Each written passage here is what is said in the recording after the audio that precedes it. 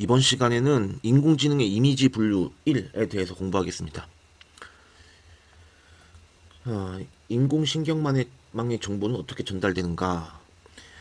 딥러닝은 스스로 사물을 구별하는 기준을 학습하도록 설계된 인공지능입니다. 자, 개와 고양이의 사진을 구별하거나 손글씨를 해석하는 문제, 지문이나 얼굴과 같은 생체 정보를 인식하는 문제는 이미지를 판별하고 분류하는 인공지능의 대표적인 문제들로 딥러닝이 적용됩니다.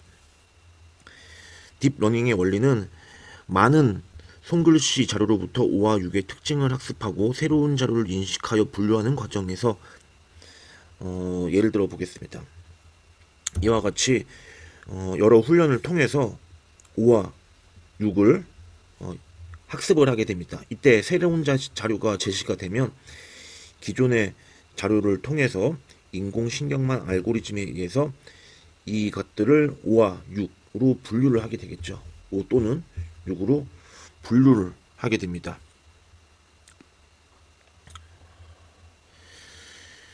이때 인간의 뇌의 구조를 이제 모델링한 것이 인공신경망인데, 인간의 뇌를 한번 간단하게 살펴보도록 하겠습니다. 인간의 뇌는 약 1000억 개의 신경세포로 구성되어 있고, 신경세포의 가지 돌기들은 다른 신경세포가 전달하는 자극을 받아들이는데, 여기서 신경세포들의 가지 돌기가 자극을 받는데, 전달되는 자극의 세기는 신경세포 사이의 연결 강도에 따라 조절이 됩니다. 연결 강도에 따라 조절이 된다고 합니다. 이때 전달받은 자극은 축삭돌기, 축삭돌기에 의해서 이렇게 전달이 되고, 축삭돌기는 전달된 자극의 세기가 임계값보다 큰 경우에만 활성화되어서 다른 신경세포에 자극을 전달합니다. 임계값이라는 것은 일정 수치가 넘어야 우리가 그 자극을 인식하게 됩니다. 예를 들어서 아주 작은 소리는 사람의 귀에는 들리지 않겠죠. 소리를 점점 키워나가면 어느 순간부터 들리기 시작하는데, 그 값을 우리가 그 청각에 대한 임계값이라고 합니다. 사람마다 약간의 차이가 있겠죠. 이런 구조를 모델링해서 자극을 전달하는 체계를 수학적으로 모델링한 것이 인공신경망입니다. 기본 단위인 신경세포를 모방한 것이 인공신경망에서 정보를 전달하는 기본 단위인 퍼셉트론입니다. 아까는 신경세포체 이런 것이 있었다면 인공지능에서는 퍼셉트론이라고 부릅니다. 그리고 아까 연결 강도에 따라서 조절된다고 그랬는데, 여기 퍼셉트론에서는 가중치라는 말이 나오고 있습니다. 여러 개의 정보는 자극이죠. 정보가 입력이 되면 출력에 영향을 주는 입력값의 중요도를 가중치를 이용해서 조절한다. 우리는 가중치를 곱으로 표현하도록 하겠습니다. 자, 퍼셉트론에 입력되는 여러 가지 자극 x1, x2, 땡땡땡 x n 값이 주어져 있다면, 그것에 대한 가중치 x1은 뭐 약하게, 예를 들어서 x2도 약하게, 뭐 xn은 wn 강하게 한다면, 이거 둘을 곱해서 더해주면 총 자극의 양이 되겠죠. 이 값이 임계값 세타보다 작으면 퍼셉트론에 자극을 전달할 수 없겠죠. 그러면 0을 출력하고, 임계값 세타보다 크면 상수 C를 출력한다.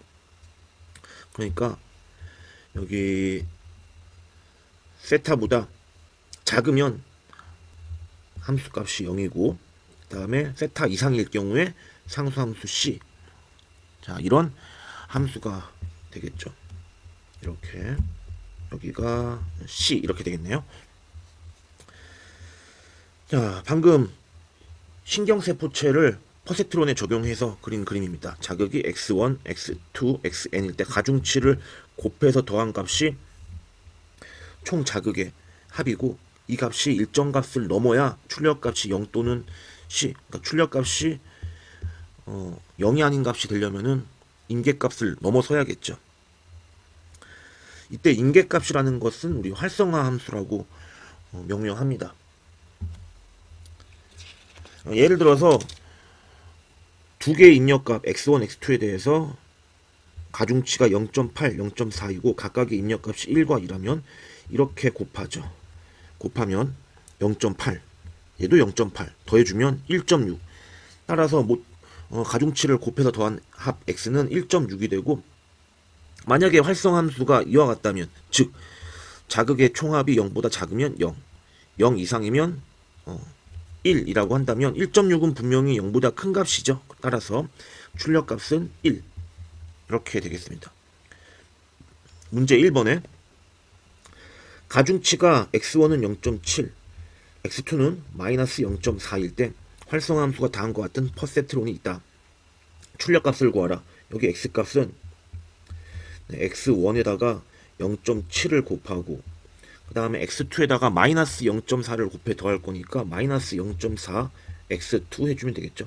이곳에 00 대입하면 0, 그 다음에 01 대입하면 0, 1 대입하면 마이너스 0.4, 그 다음에 10 대입하면 0.7, 이런 식으로 계산해낼 수 있겠죠.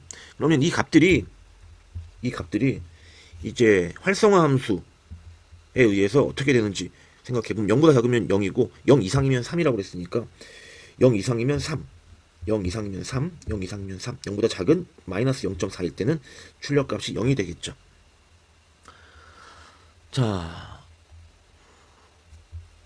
우리 1강에서 인공지능의 역사를 공부할 때 이제 인공지능의 1차 암흑기라는 게 있었죠. 그때 퍼셉트론이 한번 나왔었는데, 퍼셉트론이 논리연산인 논리합, 논리곱은 하나의 퍼셉트론으로 이제 표현이 되지만 배타적 논리합, 대칭 차집합의 개념이었죠. 이런 경우에는 퍼셉트론이 하나의 퍼셉트론으로 표현이 불가능해서 암흑기를 맞는다고 했었습니다.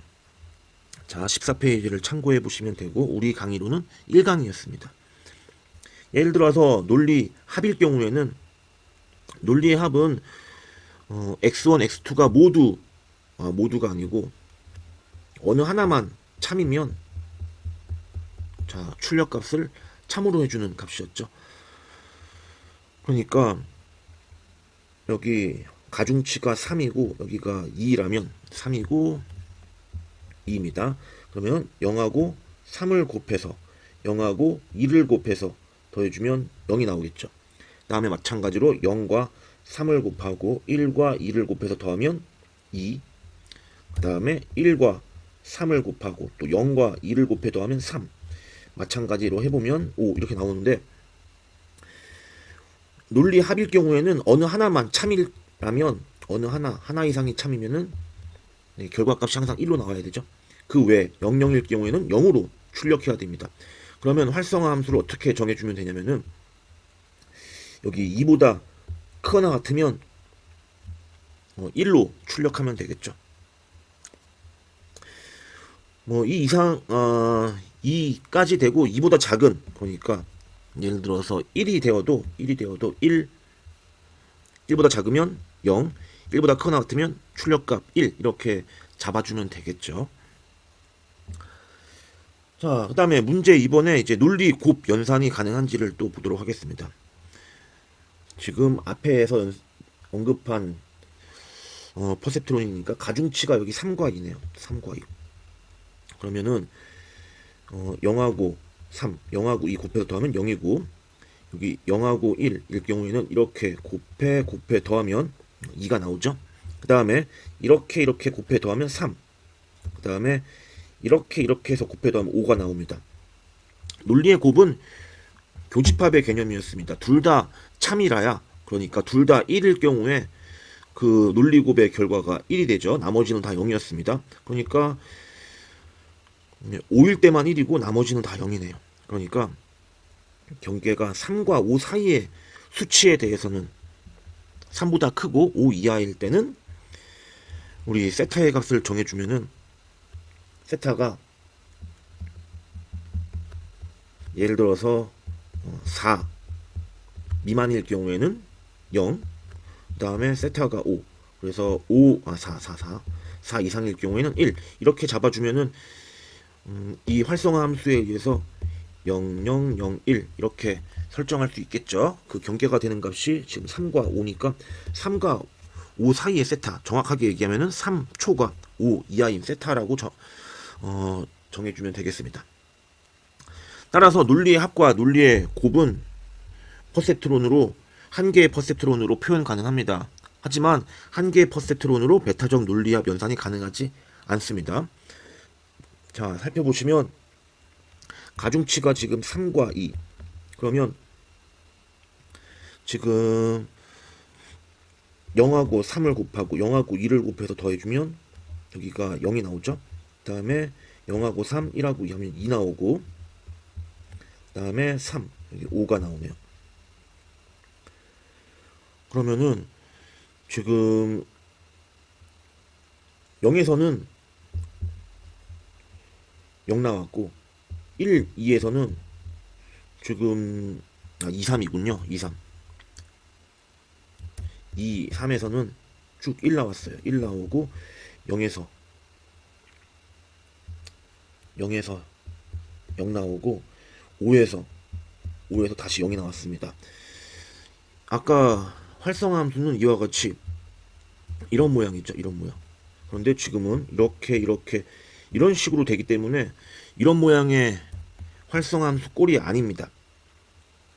자, 다시 한번 보시면 가중치가 2와 3일 때 오른쪽 표와 같도록 하는 세타값이 존재하지 않도록 보이라고 그랬는데, x가 여기가 0일 경우에는 0이 나왔으니까 세타가 0보다는 커야 됩니다.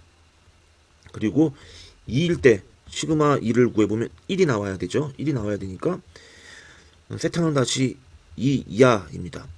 2 이하인 세타에 대해서 세타 이상일 때 1을 취하겠죠. 그 다음에 3일 때도 1 나왔으니까 세타 값은 3보다는 일단 작아야 됩니다. 우리 이렇게 함수 값이 점프하는 이 세타 값이 이 값이 세타였으니까 맞죠? 세타 이렇게 예를 들어서 3이 이쪽에 있어줘야 3일 때의 활성화 함수 값이 이런 식으로 1이 나올 수 있겠습니다.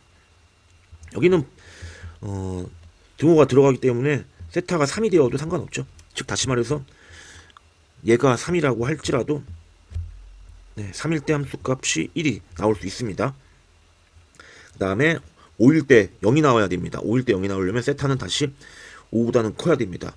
자, 이 4개를 동시에 만족하는 실수 세타는 존재하지 않죠.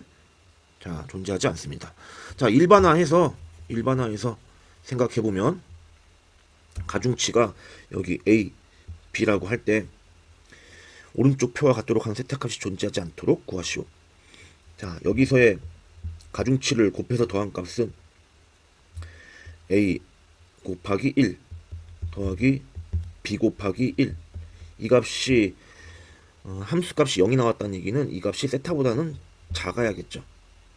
자, 예를 들어서 여기가 아까 세타가 이렇게 있다면 함수값이 0이 나왔다는 얘기는 A 플러스 B가 이곳에 있다는 얘기죠. A 플러스 B가 이곳에 있어줘야 0이고 A 플러스 B가 이 세타보다 크다면 이 값이 1이 나왔어야겠죠. 자, 그 다음에 여기를 보면 0과 A, 1과 B를 곱하면 B가 나오죠. 그런데 활성함수 값이 1 나왔다는 얘기는 이 값이 세타보다 커 나왔다. 마찬가지 여기도 해보면 A가 세타보다 커 나왔다. 자, 이 둘을 더하면 A 플러스 B가 2세타보다 커 나왔다. 그러면 세타는 2분의 A 플러스 B보다 작거나 같다 나옵니다.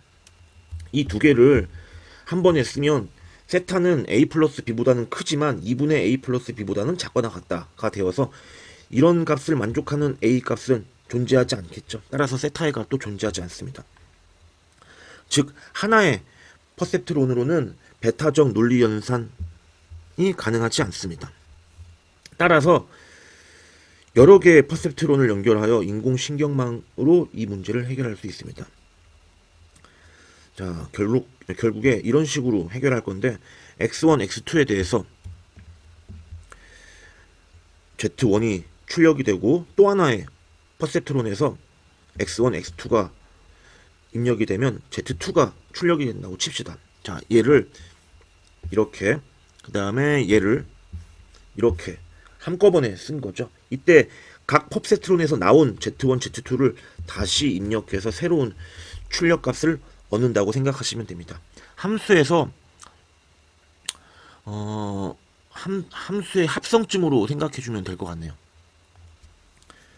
자, 그러면 방금 그림으로 설명한 내용이 글로 주어져 있습니다. 1번의 퍼세트론 출력값 Z1과 2번의 퍼세트론 출력값 Z2, 얘가 또 다른 퍼세트론의 입력값이 되는 층 구조를 연결할 수 있다. 결국에 출력값이 Y인 새로운 신경망을 만들 수 있다. 이런 식으로 여러 개 계속 엮어 나가서 구성할 수 있는데, 처음에 입력층이라고 하고 마지막 출력층이라고 하고 이 가운데를 음닉총이라고 합니다. 입력층과 출력층 사이에 음닉층이 여러 개 있도록 설계할 수 있는데, 이를 다층 퍼셉트론 혹은 심층 신경망이라고 합니다. 예를 들어서 한번 계산해 보도록 하겠습니다. 활성함수가 다음과 같을 때, 자, x1, x2가 베타적 논리합에 대해서 00부터 01, 10, 11 이렇게 네 가지 경우가 있겠죠. 이때 베타적 논리합의 연산 결과는 어느 하나만 참이라야 이렇게 참이 됐었습니다. 둘 다 거짓이거나 둘 다 참일 경우에는 거짓으로 판단을 했었죠. 이런 결과가 나오도록 활성화 함수를 잡을 수 있는지를 생각해 보면 되겠습니다. 그러면 여기 가중치가 6, 그 다음에 여기가 2 이렇게 됐죠. 6, 2. Z1 할 때는 잠깐만요. 이렇게만 먼저 볼까요? 이렇게만 먼저 본다면 가중치가 6하고 5죠. 6하고 5. 그러면 6하고 5니까 계산해주면 00 하면은 여기를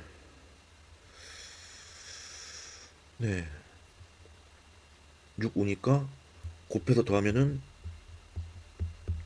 0 나오죠. 0 나오고, 그 다음에 이렇게 곱해 더하면은 5가 나오고, 이렇게 곱해 더하면 6, 그 다음에 이렇게 곱해 더하면 11이 나오는데, 활성함수를 이렇게 잡아준다면, 즉 다시 말해서 4 이상일 때만 1로 잡아주면 4 이상인 값은 이렇게 있죠. 이 값에 대해서는 1, 그렇지 않은 경우는 0, 이렇게 Z1 값을 출력할 수 있습니다. 그 다음에 이번에는 이 부분을 또 보도록 하죠. 이렇게 이 부분을 본다면, 그러면은 이제 가중치가 다릅니다. 지금 가중치가 여기 3하고 2죠. 3하고 2. 그러면 3, 2. 이렇게 곱해서 더해주면 0. 다음에 이렇게 곱해서 더해주면 2. 다음에 이렇게 곱해 더해주면 3. 이렇게 곱해 더해주면 5. 활성함수가 이와 같기 때문에 4 이상일 때만 1. 4 이상일 때만 1이니까 5일 경우에만 1이죠. 5일 경우에만 1이고 그 외의 값은 4 미만이니까 0으로 계산합니다. 자, 그러면 Z1, Z2를 새로운 입력값으로 하고 새로운 이제 출력값을 계산해 보면 여기서는 이제 가중치가 5랑 마이너스 5네요. 5랑 마이너스 5, 마이너스 5. 그러면 이번에도 곱해서 더해 보도록 하겠습니다. 이렇게 곱해 더하면 0. 이렇게 곱하면 5. 그 다음에 마찬가지 이렇게 곱하면 또 5. 이렇게 곱하면 0 이렇게 나오죠. 그러면 4 이상일 때만 1이니까 5는 4 이상이니까 1, 0은 4 미만이니까 0 해서 이렇게 베타적 논리합의 연산 구조를 만족시킵니다. 따라서 한 개의 펍세트론으로 가능하지 않았던 베타적 논리 연산 합이 다층 펍세트론에서는 가능함을 알 수 있습니다. 자, 이번 시간에 여기까지 하고 다음 시간에 이어서 하도록 하겠습니다.